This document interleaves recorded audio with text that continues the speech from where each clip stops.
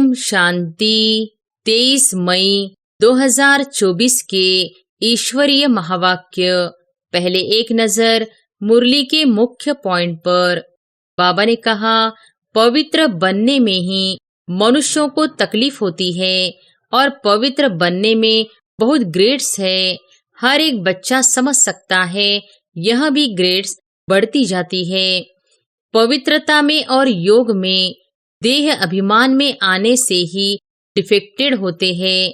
कोई में जास्ती, कोई में कम डिफेक्ट होते हैं। रतन भी सब नमस्ते लायक है। मोती, मानिक, पुखराज आदि सब नमस्ते लायक है, इसलिए सब वैरायटी डाले जाते हैं। तुम तो हो ही चैतन्य रतन, तो हर एक को अपने को देखना है। हम कहाँ तक सब्ज परी, नीलम परी बने हैं। अपने को देखो, सारा दिन क्या किया, बाबा को कितना याद किया। यह भी बाबा ने कह दिया है कि गृहस्थ व्यवहार में रहते हुए बाप को याद करना है। और फिर बाबा ने कहा, उनकी याद में रहे रोमांच एकदम खड़े हो जाने चाहिए। परंतु बाप खुद कहते हैं, माया के विघ्न ऐसे हैं जो खुशी में आने नहीं देते हैं। एकदम प्योर डायमंड बनना है। अगर थोड़ा भी डिफेक्ट होगा तो समझ जाएंगे हमारी वैल्यू भी कम होगी। याद करने समय सारे दिन में जो कुछ किया है वह भी देखना है। मेरे में क्या अवगुण है जो बाबा के दिल पर इतना नहीं चढ़ सकते। दिल पर सो तख्त पर। बाबा हमको कितना प्यार करते हैं, कितना मीठा है। तकलीफ तो कोई देते नहीं, सिर्फ कहते हैं इस चक्र को याद करो। बाप की याद ही बहुत सतानी चाहिए। बाबा बाबा बाबा बहुत प्यार से बाप को याद करना होता है। राजा का बच्चा होगा तो उनको राजाई का नशा होगा ना। और फिर लास्ट में बाबा ने कहा, दान हमेशा गरीबों को करना है, साहूकारों को नहीं। तुमको आगे चलकर यह सब कुछ करना है। इसमें योग का बल चाहिए जिससे वह कशिश में आ जाए। योग बल कम है क्योंकि देह अभिमान है। सबको अपना भाई समझो। आत्मा जानती है हम भाई भाई है। देह के सब धर्म छोड़ने हैं। अंत में अगर कुछ भी याद पड़ा तो दंड पड़ जाएगा। इतनी अपनी अवस्था मजबूत बनानी है। दिन प्रतिदिन जितना पवित्र बनते जाएंगे उतना तुमको बहुत कशिश होगी। बाबा में बहुत कशिश होगी। इतना खींचेंगे जो तुम ठहर नहीं सकेंगे। बीमारी आदि होती है तो वह है कर्म भोग। खुद भी समझते हैं जब तक यहाँ है कुछ न कुछ होता रहेगा। भले यह रथ है फिर भी कर्म भोग तो पिछाड़ी तक भोगना ही है। बाबा बच्चों को धीरज देते हैं, बच्चे तुम बाप को याद करते रहो तो यह सब बंधन खत्म हो जाएंगे। और अब सुनते हैं महावाक्यों को विस्तार से। मुरली का सार। मीठे बच्चे, तुम्हें कभी भी विघ्न रूप नहीं बनना है। अंदर में कोई कमी हो तो उसे निकाल दो। यही समय है सच्चा हीरा बनने का। प्रश्न है, किस बात की डिफेक्ट आते ही आत्मा की वैल्यू कम होने लगती है? उत्तर है, पहला डिफेक्ट आता है अपवित्रता का। जब आत्मा पवित्र है तो उसकी ग्रेड बहुत ऊंची है। वह अमूल्य रतन है, नमस्ते लायक है। इम्प्योरिटी का थोड़ा भी डिफेक्ट वैल्यू को खत्म कर देता है। अब तुम्हें बाप समान एवर प्योर हीरा बनना है। बाबा आया है तुम्हें आप समान पवित्र बनाने। पवित्र बच्चों को ही एक बाप की याद सताएगी। बाप से अटूट प्यार होगा। कभी किसी को दुख नहीं देंगे। बहुत मीठे होंगे। ओम शांति। डबल ओम शांति भी कह सकते हैं। बच्चे भी जानते हैं और बाप दादा भी जानते हैं। ओम शांति का अर्थ है मैं आत्मा शांत स्वरूप हूँ और बरोबर शांति के सागर, सुख के सागर पवित्रता के सागर बाप की संतान हूँ। पहले पहले है पवित्रता का सागर। पवित्र बनने में ही मनुष्यों को तकलीफ होती है और पवित्र बनने में बहुत ग्रेड्स है। हर एक बच्चा समझ सकता है। यह भी ग्रेड्स बढ़ती जाती है। अभी हम संपूर्ण बने नहीं हैं। कहाँ न कहाँ कोई में किस प्रकार की डिफेक्ट जरूर है। पवित्रता में और योग में देह अभिमान में आने से ही डिफेक्टेड होते हैं। कोई में जास्ती कोई में कम डिफेक्ट होते हैं। किस्म किस्म के हीरे होते हैं। उनको फिर मैग्नीफाई ग्लास से देखा जाता है। तो जैसे बाप की आत्मा को समझा जाता है, वैसे आत्माओं बच्चों को भी समझना होता है। यह रतन है ना, रतन भी सब नमस्ते लायक है। मोती, माणिक, पुखराज आदि सब नमस्ते लायक है। इसलिए सब वैरायटी डाले जाते हैं। नंबरवार पुरुषार्थ अनुसार तो है ना। समझते हैं बेहद का बाप है। अविनाशी ज्ञान रत्नों का जौहरी वह एक ही है। जौहरी भी उनको जरूर कहेंगे। ज्ञान रतन देते हैं ना। और फिर रथ भी जौहरी, वह भी रत्नों की वैल्यू को जानते हैं। जवाहरात को बहुत अच्छी रीति मैग्नीफाई ग्लास से देखना होता है। इसमें कहाँ तक डिफेक्ट है, यह कौन सा रतन है, कहाँ तक सर्विसेबल है।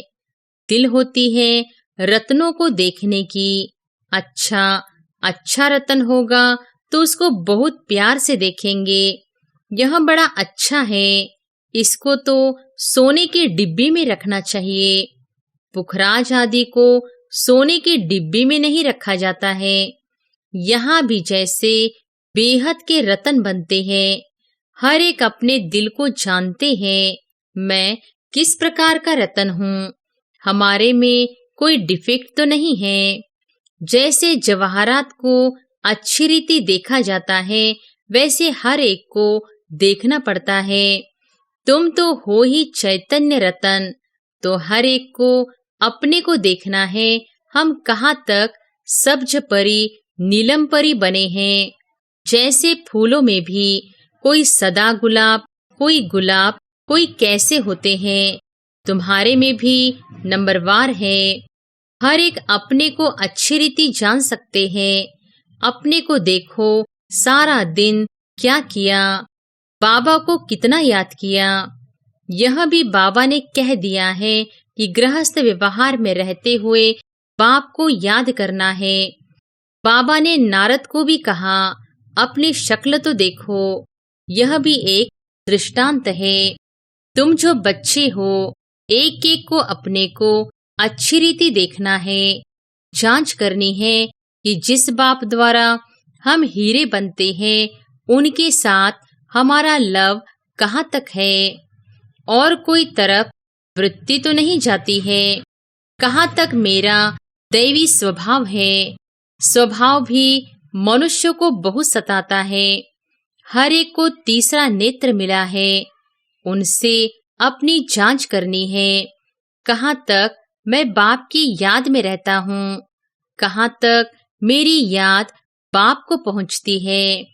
उनकी याद में रहे रोमांच एकदम खड़े हो जाने चाहिए। परंतु बाप खुद कहते हैं, माया के विघ्न ऐसे हैं जो खुशी में आने नहीं देते हैं। बच्चे जानते हैं, अभी हम सब पुरुषार्थी हैं। रिजल्ट तो पिछाड़ी में निकलनी है। अपनी जांच करनी है। फ्लो आदि अभी तुम निकाल सकते हो। एकदम प्योर डायमंड बनना है। अगर थोड़ा भी डिफेक्ट होगा तो समझ जाएंगे हमारी वैल्यू भी कम होगी। रतन है ना। बाप तो समझाते हैं, बच्चे एवर प्योर वैल्यूबल हीरा बनना चाहिए। पुरुषार्थ कराने लिए भिन्न भिन्न प्रकार से बाप समझाते हैं। आज योग के समय बीच में बाप दादा संदली से उठकर सभा के बीच में चक्र लगाए एक एक बच्चे से नैन मुलाकात कर रहे थे। बाबा आज क्यों उठे? देखने लिए कि कौन कौन सर्विसेबल बच्चा है, क्योंकि कहाँ कोई बैठे रहते हैं। तो बाबा ने उठकर एक एक को देखा, इनमें क्या गुण है, इनका कितना लव है। सब बच्चे सम्मुख बैठे हुए हैं तो सभी बहुत प्यारे लगते हैं, परंतु यह तो जरूर है नंबरवार पुरुषार्थ अनुसार ही प्यारे लगेंगे। बाप को तो मालूम है क्या क्या किस में डिफेक्ट है, क्योंकि जिस तन में बाप ने प्रवेश किया है वह भी अपनी जांच करते हैं। यह दोनों बाप दादा इकट्ठे हैं ना, तो जितना जितना जो औरों को सुख देते हैं, कोई को दुख नहीं देते हैं, वह छिपे नहीं रह सकते हैं। गुलाब मोतियां कब छिपे नहीं रह सकेंगे। बाप सब कुछ बच्चों को समझाए, फिर बच्चों को कहते हैं मामे कम याद करो तो तुम्हारी खाद निकल जाए।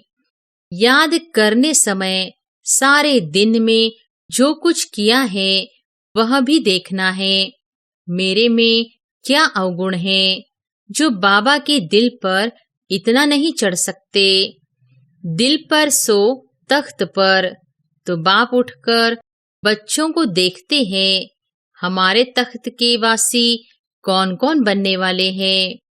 जब समय नजदीक आता है तो बच्चों को झट मालूम पड़ जाता है हम कहाँ तक पास होंगे। नापास होने वाले को पहले से ही मालूम पड़ जाता है कि हमारे मार्क्स कम होंगे। तुम भी समझते हो, हमको मार्क्स तो मिलने हैं। हम स्टूडेंट हैं, किसके? भगवान के। जानते हैं वह इस दादा द्वारा पढ़ाते हैं, तो कितनी खुशी होनी चाहिए।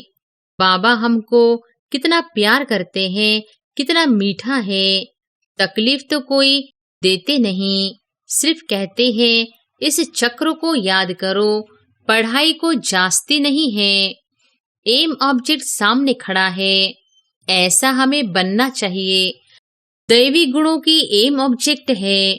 तुम दैवी गुण धारण कर इन जैसा पवित्र बनते हो, तभी माला में पिरोए जाते हो। बेहद का बाबा हमको पढ़ाते हैं, खुशी होती है ना। बाबा जरूर आप समान प्योर नॉलेजफुल बनाएंगे। इसमें पवित्रता, सुख, शांति सब आ जाती है। अभी कोई भी परिपूर्ण नहीं बना है, अंत में बनना है।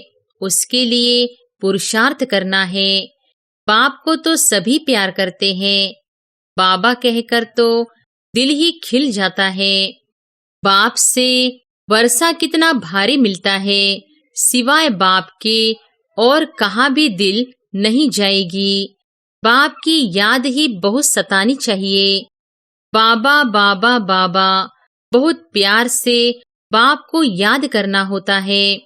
राजा का बच्चा होगा तो उनको राजाई का नशा होगा ना। अभी तो राजाओं का मान नहीं रहा है। जब ब्रिटिश गवर्नमेंट थी तो उन्हों का बहुत मान था, सब उनको सलाम भरते थे। सिवाय वाइसराय के बाकी सब नमन करते थे राजाओं को। अभी उन्हों की गति क्या हो गई है यह भी तुम जानते हो कि यह कोई आकर राजाई पद नहीं लेंगे। बाबा ने समझाया है मैं गरीब निवाज हूँ। गरीब झट बाप को जान लेते हैं, समझते हैं यह सब कुछ उनका है, उनकी श्रीमत पर ही हम सब कुछ करेंगे। उन्हों को तो अपना धन का नशा रहता है, इसलिए वह ऐसे कर न सके। इसलिए बाप कहते हैं मैं हूँ गरीब निवाज। बाकी हाँ, बड़ों को उठाया जाता है, क्योंकि बड़ों के कारण फिर गरीब भी झट आ जाएंगे। देखेंगे इतने बड़े बड़े लोग भी यहाँ जाते हैं, तो वह भी आ जाएंगे, परंतु गरीब बेचारे बहुत डरते हैं। एक दिन वह भी तुम्हारे पास आएंगे, वह दिन भी आएगा। फिर उन्हों को जब तुम समझाएंगे तो बड़े खुश होंगे, एकदम चटक जाएंगे। उन्हों के लिए भी तुम खास टाइम रखेंगे। बच्चों के दिल में आता है, हमको तो सभी का उद्धार करना है। वह भी पढ़कर बड़े ऑफिसर्स आदि बन जाते हैं ना। तुम हो ईश्वरीय मिशन, तुमको सबका उद्धार करना है। गायन भी है ना, भीलनी के बेर खाए। विवेक भी कहता है, दान हमेशा गरीबों को करना है, साहूकारों को नहीं। तुमको आगे चलकर यह सब कुछ करना है। इसमें योग का बल चाहिए, जिससे वह कशिश में आ जाए। योग बल कम है, क्योंकि देह अभिमान है। हर एक अपने दिल से पूछे, हमको कहाँ तक बाप की याद है, कहाँ हम फंसते तो नहीं हैं। ऐसी अवस्था चाहिए जो किसको भी देखने से चलायमानी न हो। बाबा का फरमान है, देह अभिमानी मत बनो, सबको अपना भाई समझो। आत्मा जानती है हम भाई भाई हैं। देह के सब धर्म छोड़ने हैं। अंत में अगर कुछ भी याद पड़ा तो दंड पड़ जाएगा।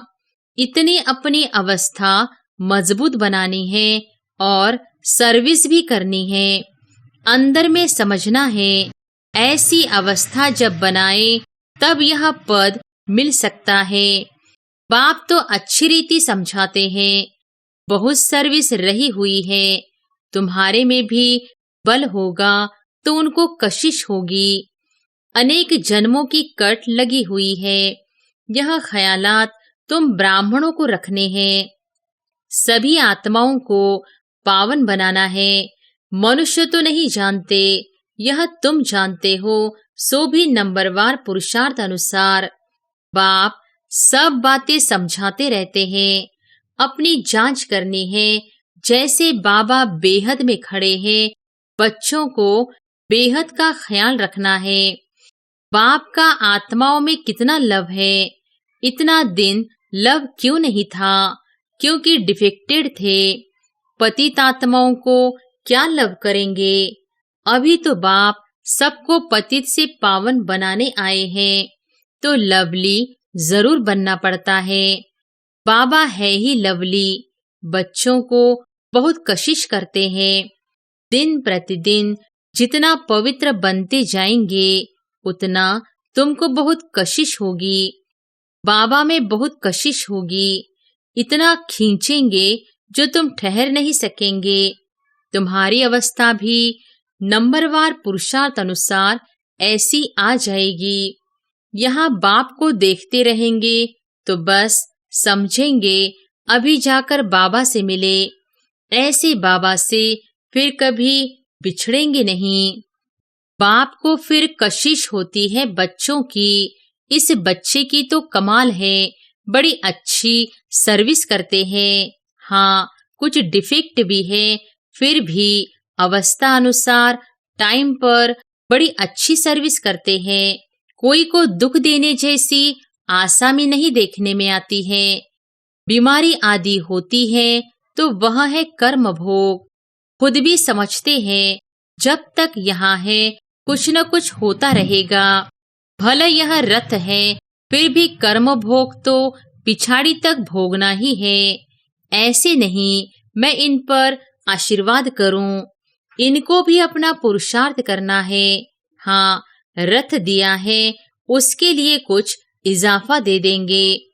बहुत बांधिलियां कैसे कैसे आती है, कैसे युक्ति से झूठ कर आती है। उन्हों का जितना लव रहता है उतना और कोई का नहीं। बहुतों का लव बिल्कुल नहीं है। उन बांधिलियों के लव से तो किसकी भी भेंट नहीं कर सकते। बांधिलियों का योग भी कोई कम मत समझना। बहुत याद में रोती है, बाबा ओ बाबा, कब हम आपसे मिलेंगे। बाबा विश्व के मालिक बनाने वाले बाबा, आपसे हम कैसे मिलेंगे? ऐसी ऐसी बांधलियां हैं जो प्रेम के आंसू बहाती रहती हैं। वह उनके दुख के आंसू नहीं हैं, वह आंसू प्यार के मोती बन जाते हैं। तो उन बांधलियों का योग कोई कम थोड़ी है। याद में बहुत तड़फती है। ओ बाबा, हम आपसे कब मिलेंगे? सब दुख मिटाने वाले बाबा। बाप कहते हैं, जितना समय तुम याद में रहेंगी, सर्विस भी करेंगी, भले कोई बंधन में रहती है, खुद सर्विस नहीं कर सकती, परंतु याद का भी उन्हों को बहुत बल मिलता है। याद में ही सब कुछ समाया हुआ है। तड़पती रहती है, बाबा कब मौका मिलेगा जो हम आपसे मिलेंगी? कितना याद में रहती है। आगे चल, दिन प्रतिदिन तुमको जोर से खींच होती रहेगी। स्नान करते, कार्य करते याद में ही रहेंगे।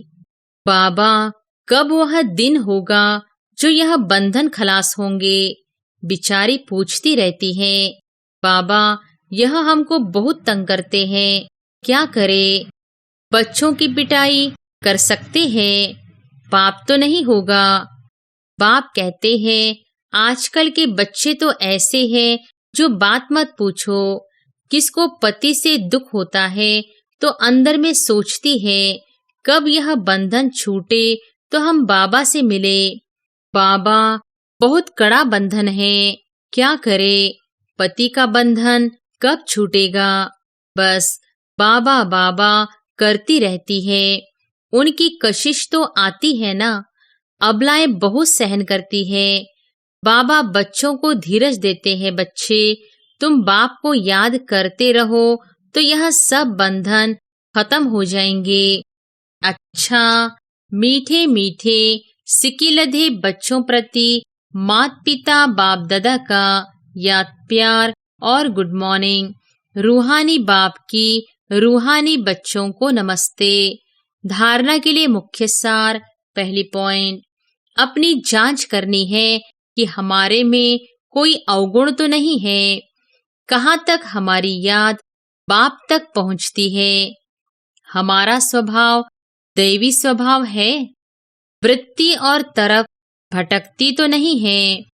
दूसरी पॉइंट, ऐसा लवली बनना है जो बाप को कशिश होती रहे, सबको सुख देना है, प्यार से बाप को याद करना है।